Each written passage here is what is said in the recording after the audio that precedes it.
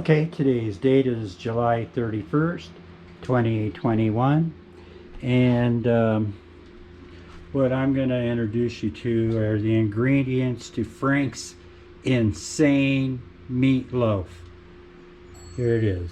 6 eggs, fully integrated.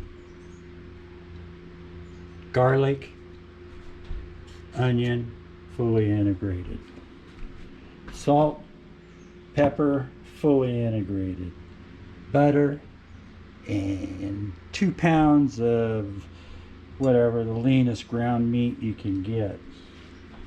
Then we have I like a metal tray and aluminum foil, and those are the ingredients. And I'll put this on time lapse to show you how fast I can really work. Okay, so here we are. I've got all the ingredients in here except for the eggs and salt and pepper. I've got the pan all buttered up, and I just got through washing my hands because when we put the eggs in there, we're gonna use our hands to mush that up. So I'll just let this video go for that part of it.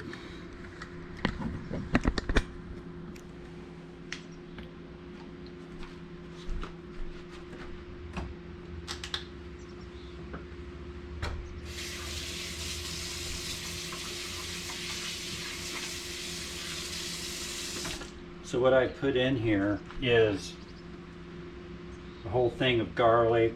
I don't know what you call it, but a complete ball of garlic, 2 onions, a bag, 1/4 of a box of saltine crackers, 6 eggs, 1/4 of a cube of butter, or a 1/2 cube of butter. That's to grease the pan, and because it's 94%, you know, it needs some fat, and salt and pepper. That's it.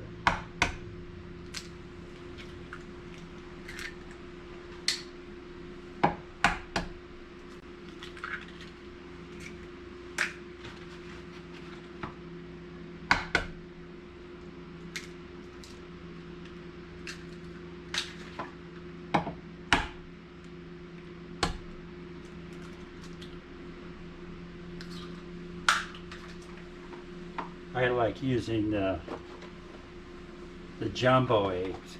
A lot of times you get double yolks.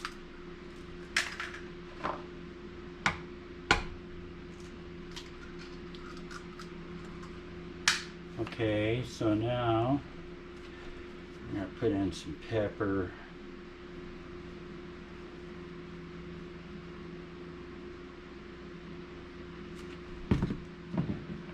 Put in some salt.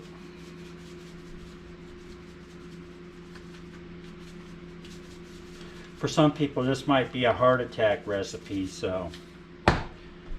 And then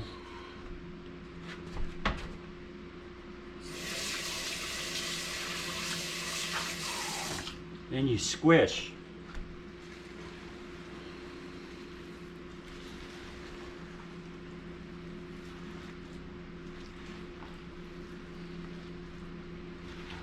So basically, you don't want the crackers to get soaked. You know, that's part of the. So you and you want to mix homogeneously with this whole conglomeration here.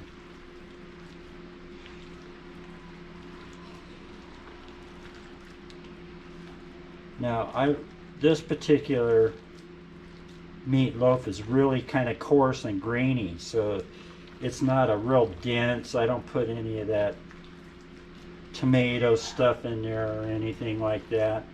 Those are that kind of stuff would be after the fact.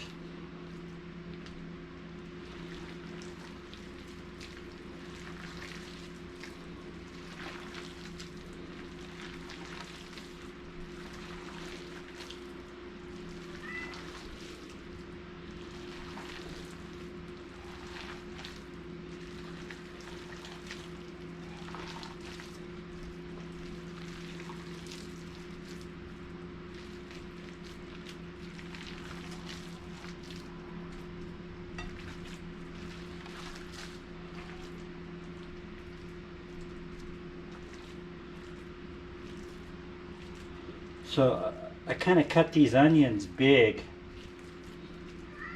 You know, I didn't make them real small. That's kind of the call of the cook. We call that COC.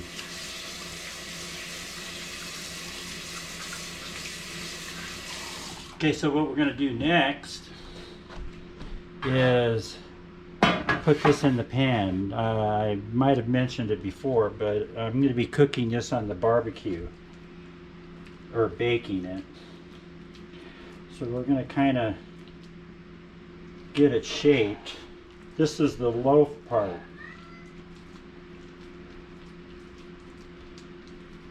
So when I cook a meatloaf, I like to think of it in terms of my sandwiches. So you can make it flatter and narrower depending on the kind of bread you use, or you can make it more bread shaped. So with one slice you'll be able to have a sandwich. Okay, I'm going to lift it in there.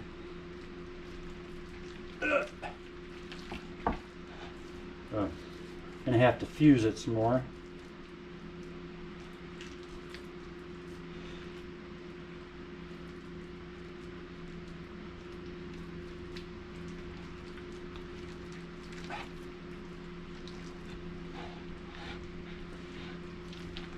Ugh. This thing is, wow.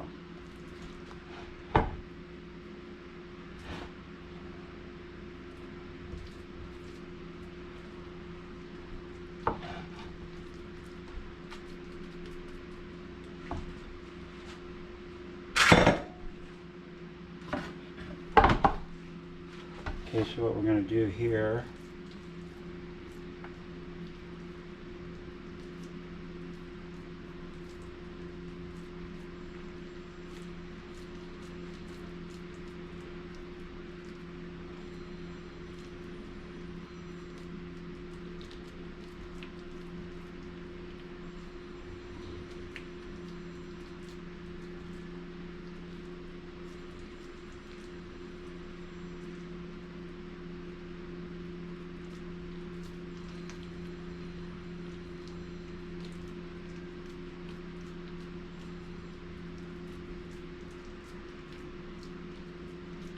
okay.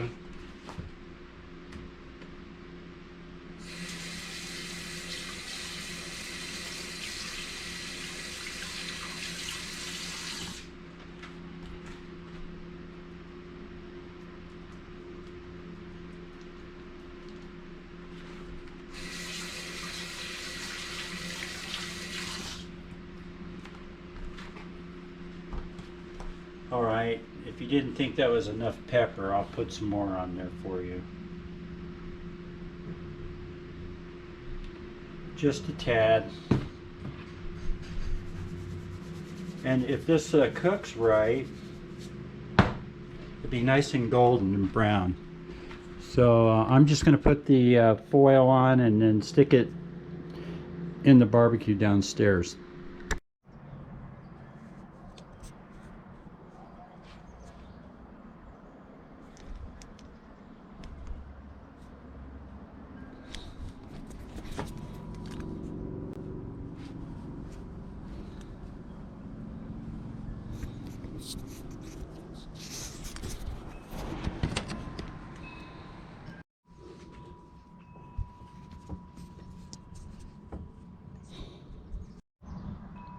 Okay, so I got it all wrapped up there.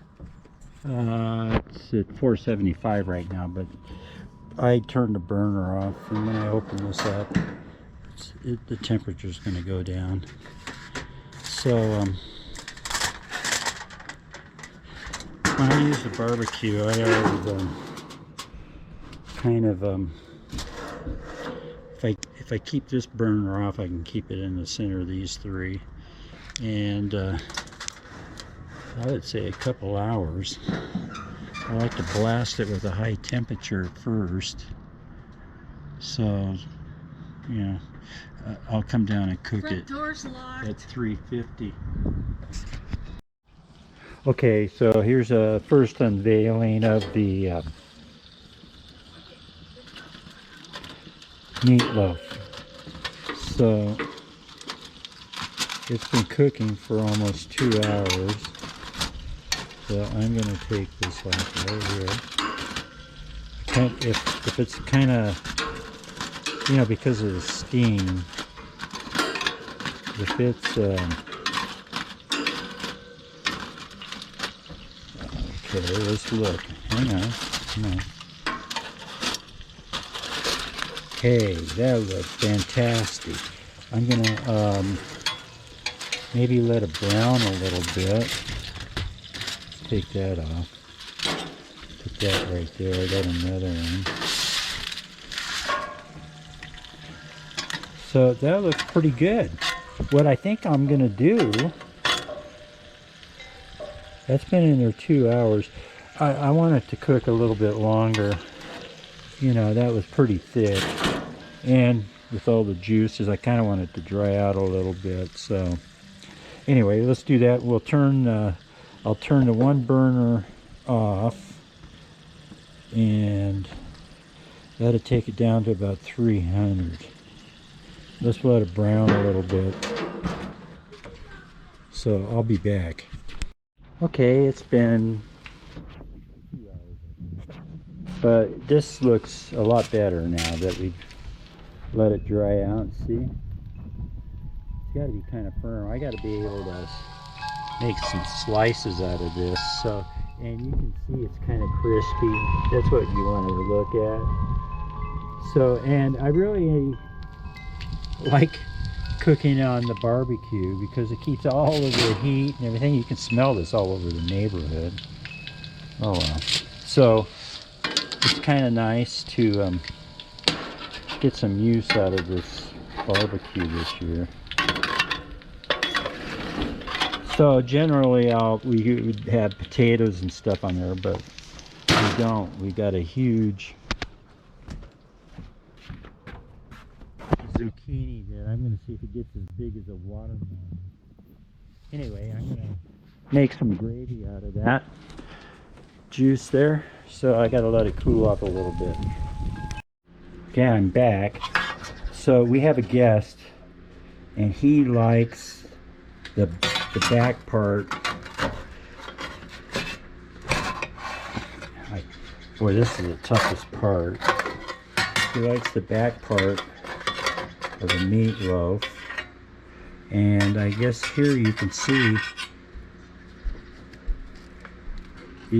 it'll be kind of nice and crumbly. So I'm just getting that set up, and I'm gonna make some gravy with those drippings there.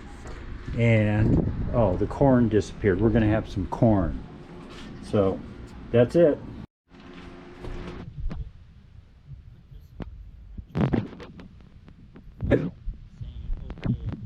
Every video, so bear with me. What I've done here is this is all the fixins from, you know, from the meatloaf. So what I'm gonna do is put some milk in here, and I'll reconstitute all of that stuff in there. Then what I'll do is get maybe a couple tablespoons of flour and mix it up in a cup. This is taking a little bit of time, so I'm just gonna, you know, I don't have the tripod up. Okay, here we are. We're getting all the fixins.